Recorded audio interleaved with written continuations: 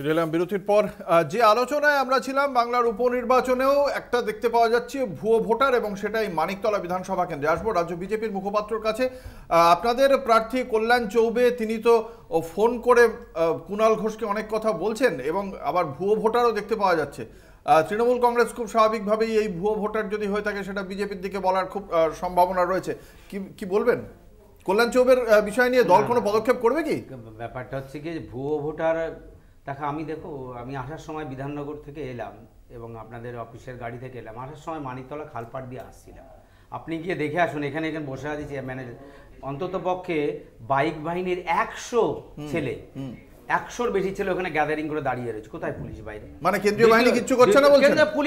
Police আমি তার বলছি শেষ করি, পাশেই দেখি পুলিশ তার থেকে অন্তত 25-30 হাত গাড়ি আসলেই দেখে আসি চেয়ারের পরে 3 জন পুলিশ বসে আছে, বসে চা খাচ্ছে। কলকাতার সমস্ত সমাজ বিরোধীরা আজ মানিকতলায় গ্যাদারিং করেছে, অস্বীকার করতে পারেন আপনি? মেটিয়া, বুড়ু, জেন্টলি, যে এলাকার যত সমাজ সব মানিকতলায় গ্যাদারিং করেছে। কারা নিয়ে এসছে? বিজেপি নিয়ে এসছে, তাই তো? আপনি যদি মনে করেন এটা বিজেপি নিয়ে এসে খুশি করেছে, মানিকতলায় 15 কোম্পানি কেন্দ্রীয় বাহিনী দিয়েছে, রাজ্য নির্বাচন কমিশন 15 কোম্পানি কেন্দ্রীয় বাহিনী। আপনি বলছেন এই যে নির্বাচন কমিশনের কেন্দ্রীয় বাহিনী কোনো কাজ করছে না। 115 কোম্পানি দিলেও মমতা ব্যানার্জি যদি না চায় পশ্চিমবাংলায় ভালো ভোট করবেন, পুলিশ যদি না চায়, কিভাবে হবে?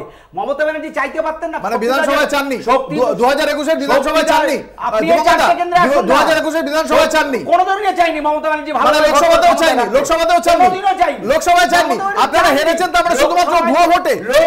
আপনাদের এই নির্বাচনের পর লোকসভা নির্বাচনের পর আপনাদের দলের পক্ষ থেকে বলা হয়েছিল, দিবঙ্গত আপনি একবার একটু মনে করে রাখবেন, আপনাদের দলের পক্ষ থেকে বলা হয়েছিল যে এখানে ভোট হয়েছে। আপনি বলেনি, আমি পরে বলছি। আমি আপনাকে বলছি, আপনাকে মনে করিয়ে দিচ্ছি। আপনি বলছেন লোকসভা ভোট হয়নি। লোকসভা ভোটে আমি বলছি তো, লোকসভা ভোটে কেআর টিমকে ব্যবহার করেনি, সিআরপিএফ কে ব্যবহার করতে দেয়নি মমতা ব্যানার্জি পুলিশ। এবং আজকে মানিকতলা ইলেকশনে পুরোটাই মমতা ব্যানার্জি জানতেন না? মমতা ব্যানার্জি জানেন না কলকাতার সমস্ত সমাজ বিরোধী মানিকতলায় গ্যাদারিং হয়েছে?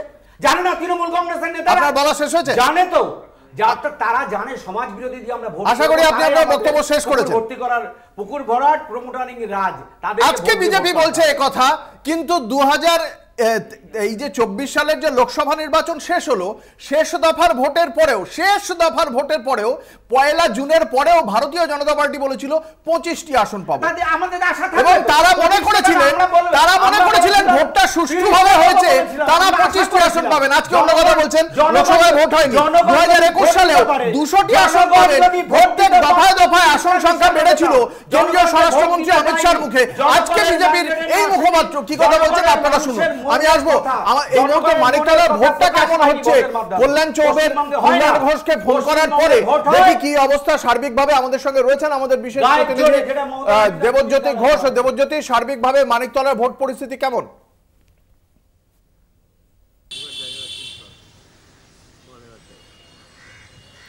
দেবজ্যোতি, সার্বিকভাবে মানিকতলার ভোট পরিস্থিতি কি জানতে পারছো? দেখো, বাকি 3টে বিধানসভার যে উপনির্বাচন হচ্ছে সেখানে বেশ কিছুটা উত্তাপ থাকলেও মানিকতলাতে কিন্তু একেবারে উত্তাপহীন নির্বাচন হচ্ছে।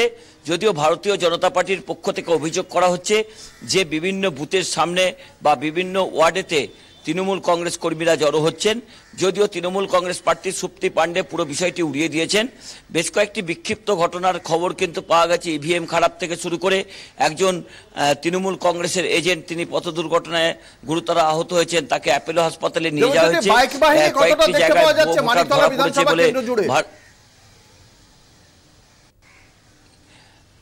মানিকতলা যেহেতু আজকে একেবারে অফিস ডে রয়েছে এবং মানিকতলা একটা মূল কেন্দ্র, সেখান থেকে একেবারে উল্টোডাঙ্গা থেকে শুরু করে সল্টলেকের সমস্ত জায়গায় সংযোগস্থল রয়েছে। পুলিশের পক্ষ থেকে বিভিন্ন জায়গায় রুট মার্চ তারা করছেন, কেন্দ্রীয় বাহিনীকেও কয়েকটা জায়গাতে দেখা যাচ্ছে। তবে বুথের ভেতরে কিন্তু একেবারে কাউকে প্রবেশ করতে দেওয়া হচ্ছে না। বুথ থেকে 100 মিটারের মধ্যে কোনো তৃণমূল কর্মী বা অন্য কোনো রাজনৈতিক দলের কর্মী তাদের ঢুকতে দেওয়া হচ্ছে না। এই মানিকতলা বিধানসভা কেন্দ্রের 9 জন প্রার্থী প্রতিদ্বন্দ্বিতা করলেও মূল লড়াই কিন্তু তৃণমূল কংগ্রেস প্রার্থী সুপ্তি পাণ্ডের সঙ্গে ভারতীয় জনতা পার্টির প্রার্থী রয়েছেন কল্যাণ চৌবে, তার সঙ্গেই অন্যদিকে বাম কংগ্রেস জোটের পক্ষ থেকে প্রার্থী রয়েছেন প্রার্থী রয়েছেন, তবে একেবারে উত্তাপীন নির্বাচন হচ্ছে। কোনো রাজনৈতিক দলের পক্ষ থেকে বড় কোনো অভিযোগ করা হয়নি, যদিও ভারতীয় জনতা পার্টির পক্ষ থেকে একদল প্রতিনিধি তারা কিন্তু নির্বাচন কমিশনের কাছে অভিযোগ করেছেন যে বাইক বাহিনীর দাপট নাকি মানিকতলার বিভিন্ন জায়গাতে ঘোরাফেরা করছে। তবে বুথের ভেতরে কিন্তু তৃণমূল কর্মী কেন কোনো রাজনৈতিক দলকে প্রবেশ করতে দেওয়া হচ্ছে না, একেবারে নিশ্চিদ্র নিরাপত্তা ব্যবস্থার মধ্য দিয়ে নির্বাচন হচ্ছে। এবং যেখানে প্রত্যেকটা বুথেই কিন্তু একেবারে কেন্দ্রীয় বাহিনীর পাশাপাশি কলকাতা পুলিশের নজরদারি রয়েছে, সিসিটিভি ব্যবস্থা রয়েছে। তবে বিভিন্ন রাজনৈতিক দল অভিযোগ করছে, ভারতীয় জনতা পার্টির পক্ষ থেকে কল্যাণ চৌবে বেশ কিছু অভিযোগ করেছেন, এবং যদিও তৃণমূল কংগ্রেসের পক্ষ থেকে সুপ্তি পাণ্ডে সমস্ত অভিযোগ উড়িয়ে দিয়েছেন। এবং তিনি যেটা বলেছেন যে এখনো পর্যন্ত প্রায় এখন দুপুর 1টা বাজে, এখনো পর্যন্ত নির্বাচন যেভাবে ভোট পোলিং হচ্ছে সেটাই তার কাছে দুশ্চিন্তার, কারণ খুব কম পরিমাণ ভোট পোলিং হচ্ছে এবং নির্বাচন কমিশনের পক্ষ থেকে যথেষ্ট ভূমিকা নেওয়া হয়নি, অর্থাৎ প্রচার যেটা করা উচিত ছিল নির্বাচন কমিশনের পক্ষ থেকে। প্রতিনিধি দেবজ্যোতি ঘোষ, মানিকতলায় বেলা 11টা পর্যন্ত ভোট পড়েছে প্রায় 22%, 21.89%। ফলে সেক্ষেত্রে অবশ্যই উপনির্বাচনে ভোটের শতাংশের হার তুলনায় কম হয়, কিন্তু শেষ পর্যন্ত কোথায় গিয়ে শেষ হবে তা অবশ্যই চিন্তা থাকছে।